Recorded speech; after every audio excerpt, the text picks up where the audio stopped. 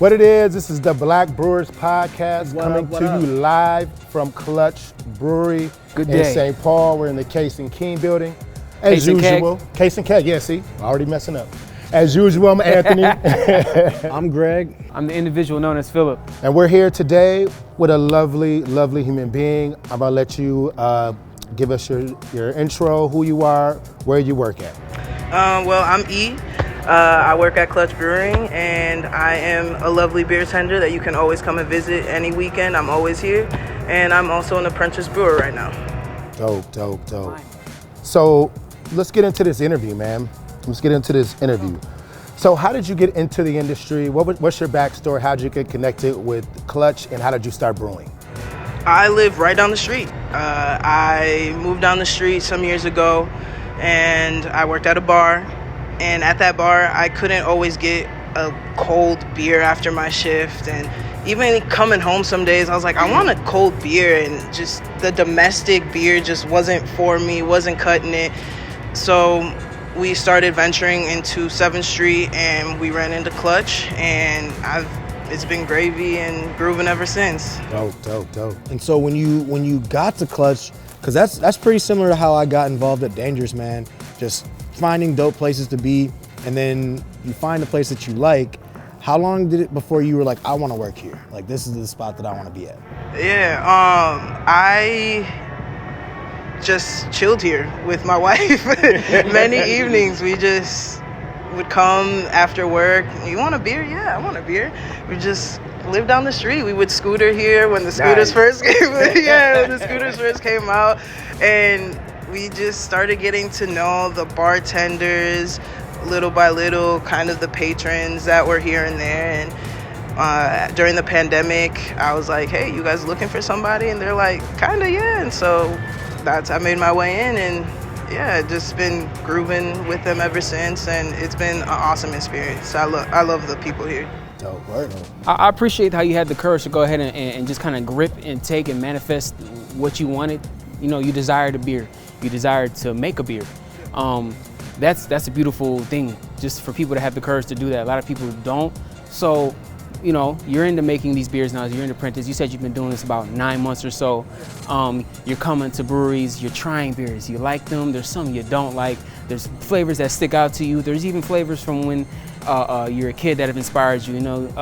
You said you're Panamanian. Is that what you said? Okay, so you got the context of those flavor notes. You know, you got those aromas from when your mom's cooking or anything of that nature. So what inspires your recipe inspiration? Where do you pull your inspiration for your recipes from? I think of what I would like to drink and what people around me. You want something nice, smooth. You want something sexy. You want to, even with a beer, a lot of women deter from beer. They're like, oh my gosh, beer, no. I'm like, just give it a try. Like, some beers are actually really smooth and good. Like, it's not all super aggressive and super hoppy like everyone likes to think. It's just like, there's so many options of beer that someone can find something that they like. I agree with you. With that, my other question is, okay, so when you try a beer and one that really clicks with you, what do you see? Like in this beer, your beer, this is your Ease Amber, is that what it's called? Ease Alt. Ease Alt, excuse me. When I taste Ease Alt, I envision kicking back after a long day and crossing my legs and leaning back on a couch and letting the stress release outward. That's exactly what I wanted. And that's what I see. So what do you see in a beer that you particularly like? Maybe one you've had in the past, or one that you currently are drinking now, or any beer that's you've been in close proximity to recently? That's what I want. Like, when you drink a beverage, alcoholic beverage, you want something that will relax you. That'll just be like, we'll take off that edge, we'll calm you down, we'll bring you back to earth. Sometimes you need to recenter some days, and drinking, a beer, for me, it just recenters me. It's just like, like after work, coming in, cracking open, Chris, you crack open that beer, and you're just like, ooh, okay, I can take a breath now. Like, I can conquer the rest of the day or the rest of the evening, whatever it may be. just with something fresh, but also like something that makes you feel warm inside, especially in these winter months. It's negative outside. We want to be nice and warm and toasty. True. I agree. Right, Minneapolis, you know, there's plenty of winter stuff to do. Like if you want to go skiing and all that stuff, but like as far as just easily accessible things to do in the winter, you're kind of limited a little bit. So I can totally understand that. I got a question. So historically, our community has been pushed in like certain lanes, malt liquor, high ABV stuff. How do you get friends of yours or people you know to actually try craft beer? Because I know person for a fact, people are like, oh, we don't do that. That's white people stuff and all these things. But I'm like, hey man, there's a style for everyone. How do you get people over that hurdle that this isn't for them? You just don't know until you try. You really just don't know until you try. Like, I'm not saying you have to try everything on the menu, but be open to it. Yeah. So many people are just closed off to the thought of trying something new or experiencing something new, that it's just like, oh my God, no, I don't want to try that. That's not what I usually drink. It's like, no, like, no one's saying that you have to drink a whole can, a whole 12 ounce. Just give it a try. Try a sample. Yeah, right. Yeah, one Take sip. a flight. Right. You may never know. That one little sip, like you just said, it could be the one that you're just like, oh, I really like this. One sip of craft beer in the mid-2000s changed my life about beer, you know? So Knock your kufi back and shift your whole perspective. Similar to me, man, because it's like, first time, you know, when you're younger, you obviously can't, well, I don't want to say can't afford craft beer, but craft beer is more expensive than like cases of hams and all that stuff. So a lot of people in college, a lot of people in high school, all that stuff, maybe not high school, but you know, you're drinking, you know, watered down beers, stuff like that. It's quantity oftentimes. And so over when quality. you meet something like this, it's eye-opening, you know, and so that's at least how it was for me, and I'm glad that you have jumped into the lane where you can like make a beer that is a little bit more approachable to people that are trying to expand their palate, because there's a lot of people that, like you said, don't try things, and if you don't try it, how are you gonna know? How you gonna know? You just might find hope in a glass like this one. Look at that color, by the way. Tell us the inspiration about this. It is beautiful, it's great, and when it comes out, just give us the history of Ease Off. I was brewing with the guys, and you know, they approached me about making a beer, and I was like, yeah, right on. And they were like, I've never made an alt beer, and I was like, I really enjoy a good alt beer. I had gone to Udapils a couple weeks prior, and I was like, I tried a really good alt beer. I kind of want to make one. They're like, I've never made one. I was like, cool, let's do it.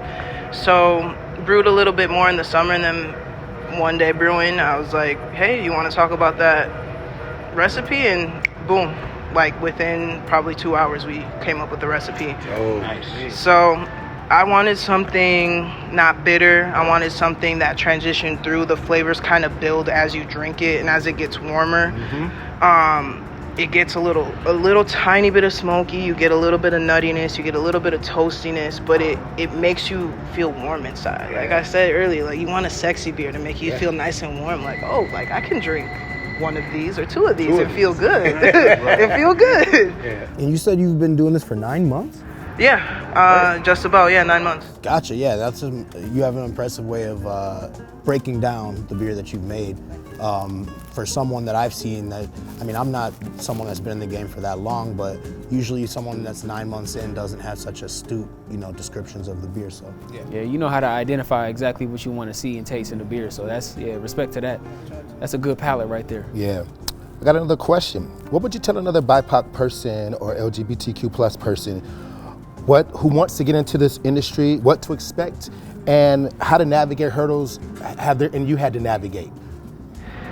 Man, that's a hard question. True. First of all, just do it. Just do it. Just go for it. You don't know, and just like with the beer, you don't know until you try it. You have to take that risk. Even if you fail, even if it's not good, this beer could have not been good. And I would have still tried again. And made it different, changed stuff, talked to the brewers, been like, hey, what can we change on it to make it better? And again, if it's not for you, it's ultimately not for you. But working in this industry for probably as long as I have, I worked as a bartender and now a beer tender. no offense to you guys, but a lot of men don't think women know anything about beer. True. And and it's just like, why would I be working at a place where I don't know what's going on? Like, that sounds silly to me. Right. You like give them the alt, and they're like, that's not dark beer. You know, it's just like, shut up, Jimmy.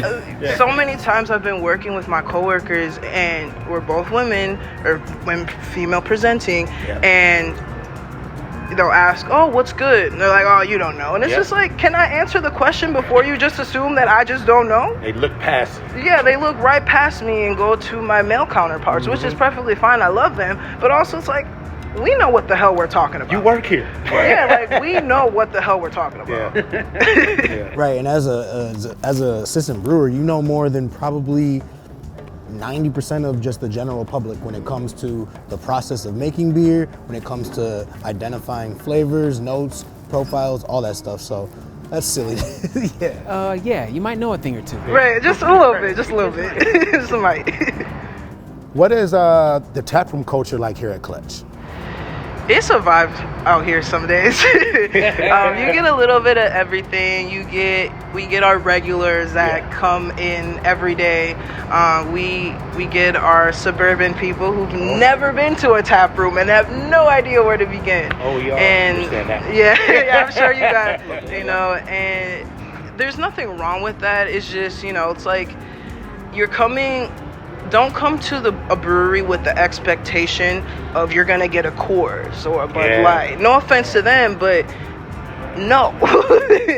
You're at a brewery. You're at a place where people actually care about their craft, and not saying they don't care, but this goes a little more thought into it. That's mass consumption. This is like hands-on. Like, we just made it right there, like a couple weeks ago. Right, that's McDonald's. This is like Spoon and Stable or like something like Exactly. that. Right. 100%. So with you being here now, with you having gotten your hands all up in the mix, and you don't look like you taking your hands out anytime soon. Keep them in there. I say that. What do you wish to leave behind as an individual of your stature, one of your presence and knowledge and knowing where you're going and understanding where you've been and knowing what you've created so far? What do you wish to leave behind? How do you wish to, what do you wish to precede you or succeed you? I just wanted to show that it is possible to look like me and to be who I am as a human being, and you're able to do things, whether it is a male-run industry or not. You can do it. I don't care what anybody tells me. I'm gonna try it. If I fail, then I fail, but I tried it. Right. But you can't tell me that, oh, you can't do this. No, you're not gonna tell me that I can't do this. So that's it's gonna make me want to do it even more and irk you some more. Man, it's like they say, man, we don't want to sit at the table. We making our own damn tables. Exactly. I just didn't want to sit at the table anymore. I wanted to put my 2 cents on the table, and I hope that I did. Well, your table's tasting very, very good. Thank you. I appreciate it. More like a C note, if you ask me.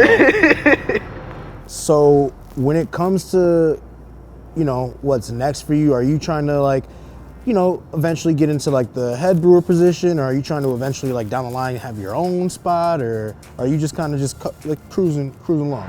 Right now I am cruising along, but I definitely have future things that I want for myself. I've thought, with my wife, I've definitely talked about owning a brewery down the line, and I want to definitely perfect the things that I make, and make more recipes, get more creative, kind of take a different twist on certain beer styles that I like, add a couple different twists. I want to be able to experiment over the next couple years and find what I like, don't like, what I want to use, what I don't want to use. And eventually, I do want to own my own spot and create a space for people that look like us.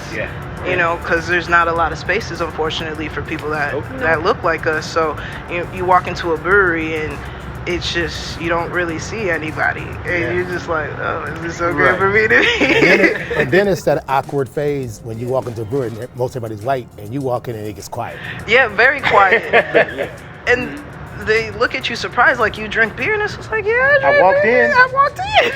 Right, know what I'm getting into. Yeah, so, I definitely, creating a space for people that look like us is very big to me, and I think that's why I also created a beer, because it was, I want to create a beer for people who maybe don't like beer, but also it's like the face of who made the beer. I do not like being the spotlight, but for me, this was like a big thing to show, like, hey, you can look like me and you still make it. You can look like me and still work at a brewery.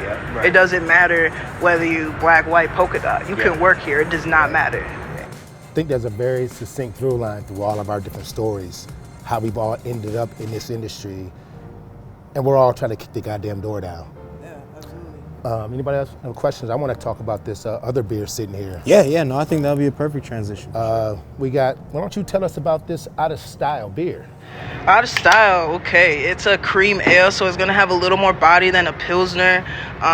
It's not exact. It's gonna look a little like a blonde ale, a little bit. It's gonna be very creamy, very smooth, a little hoppy, but it's a good, easy drinker for someone who likes something light, but with a little more body. It has a little more flavor to it, and that's what I really enjoy. Is this what you desire to hear at the end of the day? Yes, yes, that is the sound. Yeah, I'm with you on that. Cheers. Cheers. And congrats to you. Thank you, thank you. So you say you didn't make this one, or you did make this one? I helped make that one. Okay, gotcha. So this is their recipe. So I definitely have helped make quite a few beers in the tap room over the last couple months. Some are on there, some have been been off already. But yeah, I've helped with quite a few beers. Word. I taste your fingertips in the back end towards the left. Yeah. It's a cream pale ale though. I'm not too digging familiar with that. It's like a mashup of styles kind of. Yeah, I like it. I can taste the cream on the front and then the pale in the back with the little smack of bitterness. Yeah, it's just like it's a little more flavor than a Pilsner, but not like a pale ale, like kind of type. A little sweetness. Yeah. Just that little bit of sweetness is real nice, full bodied. That's what I like about it. It's very full body, has a great mouthfeel. And are you guys in liquor stores? Yeah, we are in liquor stores. Okay. Yes. So this is a beer that can be picked up locally? Yep, in the local liquor stores. Probably at the Dabbler Depot? Yep, Dabbler Depot, Liquor Barrel right down the street, and then a couple other liquor stores in the Twin Cities as well. When does Ease Alt come out? That's what I don't have a for sure date yet, but for sure Black History Month, got to represent a little bit. So Black History Month was the right time to do it for me. So I'm thinking sometime mid-February. I like it, right in the mix. Yeah. We Get it in gotta there. represent, because it's not just 28 days a year. Black History is every day, 365. all day, every day. You know them traffic lights y'all keep stopping at? Okay, all right. You know that peanut oil that taste that make the wings taste good? Mm-hmm. Eric Morgan, traffic light.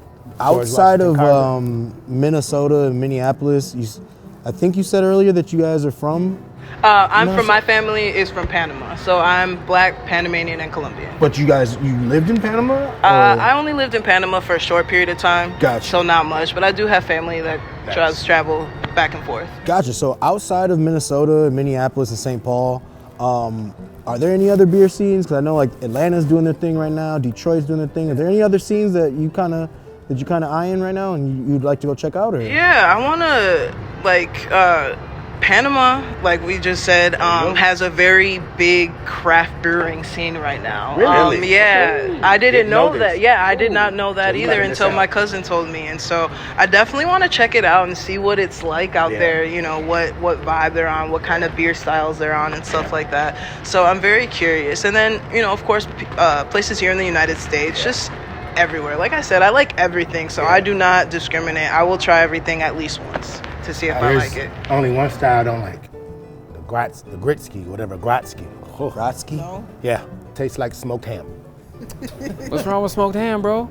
I don't like jelly meat, Nice. fam.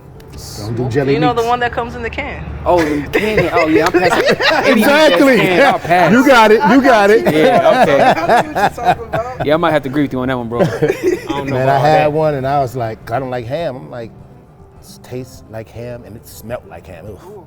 You smelled the struggle on that one, huh? Oh, it smelled the desperation. Uh-huh. Where'd that come from? No, I'm just I'm not gonna put him out there like that. I'm not gonna put him on blast, but it smelled of desperation and struggle food. Yeah, all right, then, man. We Yeah, all had them what's going days on? back in the day. oh man, it smell like Vienna sausages. Come on now. Yeah. So let me ask a question. What do you do when you're not at the brewery? What do you do for downtime? What do you like to do for fun to decompress? Man, I love anime. Oh, what you watching right now? Yeah. I haven't picked up anything just because of all the beer and stuff like that. But one of my favorite animes right now is Castlevania on Netflix. Yes. Come on. That shit is lit. Hold up. My God. Yes. Yeah. Yo, like that is literally one of my favorites. But you know, finished it yet? yeah. Oh, I've been finished it. You rewatch it now, huh? Come on. Every time I'm doing something in the house, Isn't it just it. such a treat to watch like, the I'm like, animation? it's so good. Come on, Alucard, and then you got old girl kicking ass. Man. Hey, listen. Let's talk about Isaac just in. Isaac, bro. That's an interesting character. I need to check it out because the levels of excitement right now. I haven't seen it. Yo, you need to I haven't watch gotten into anime in a minute, but I haven't seen Castlevania. I remember the game. Have you ever played the game? Is it the same? Look, this is why it's so great. Okay. It adapts the way they implement. It's just so well done. It adapts Symphony of the Night. It adapts Symphony of the Night. Oh, know what I just got put on? I've been binging? Demon Slayer.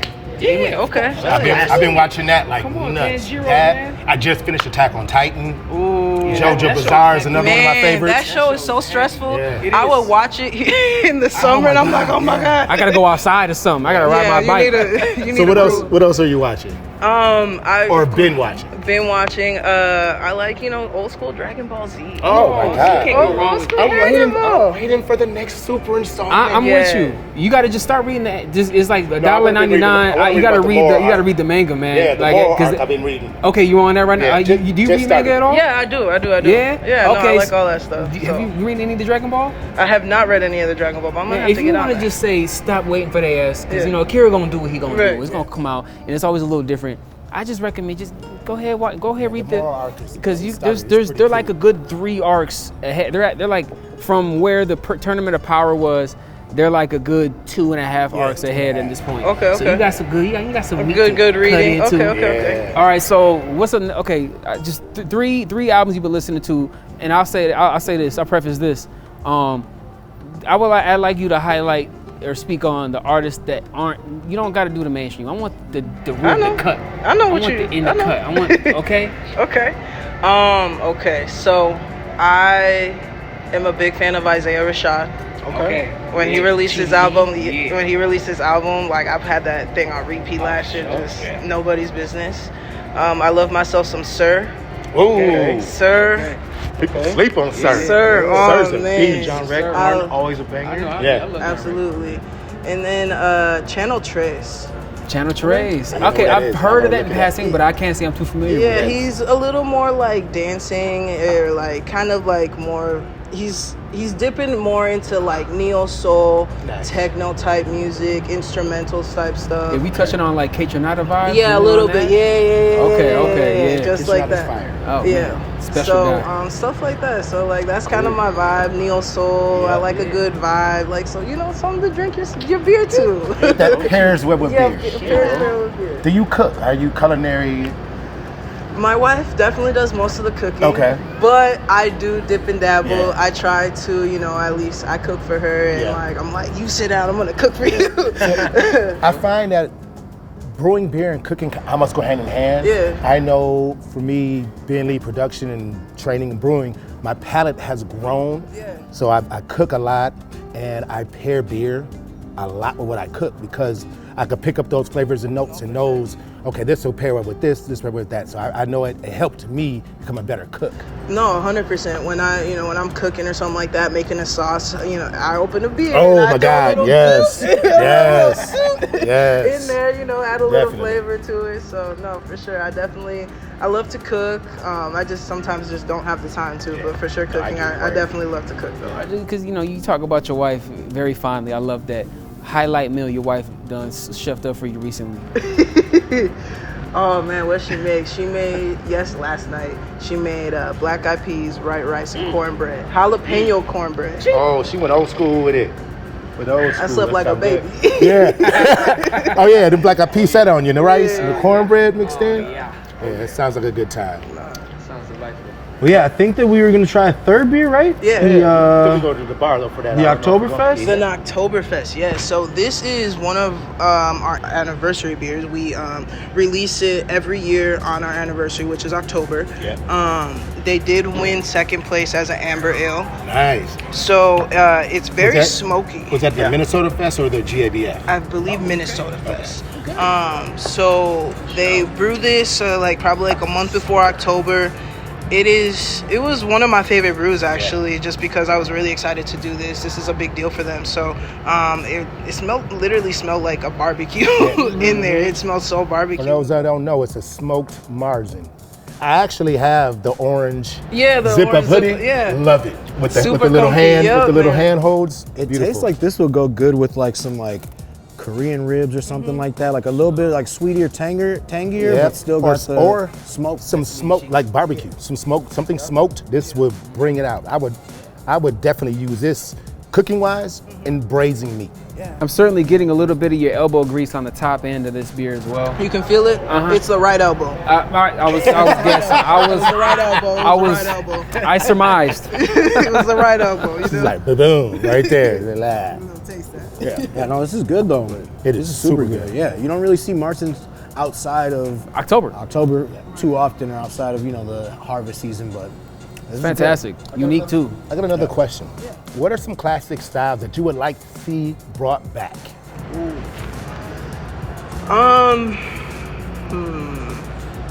I like good brown ales. A lot of people don't make a lot of brown ales.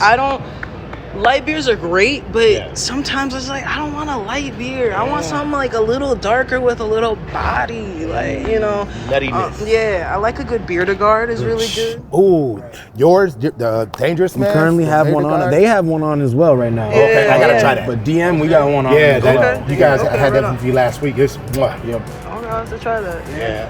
I'm definitely a fan of browns. I want to see just ales come back. Brown, ambers. No more hazies, y'all. Yeah. Stop. Let's take a break on that. Stop. Man. Take a little break. Let's take a little breaky break. Yeah, everyone is so I went to the Summer Dabbler and it was just hazy central or it's IPA central, and I'm just this is a lot. I need y'all to calm down. Well, just blast your taste buds out and you can't taste nothing the dirt said. And everything tasted the same by 3 hours in. Everything tasted like IPA. It all tastes like citrus. Yep. And I couldn't get the taste out of my mouth. Yeah. It was just Now your burger tasting like grass. Yeah. I mean, anybody else have anything? I'm just sitting here enjoying this beer. Man. It's excellent. This is a fine beer though.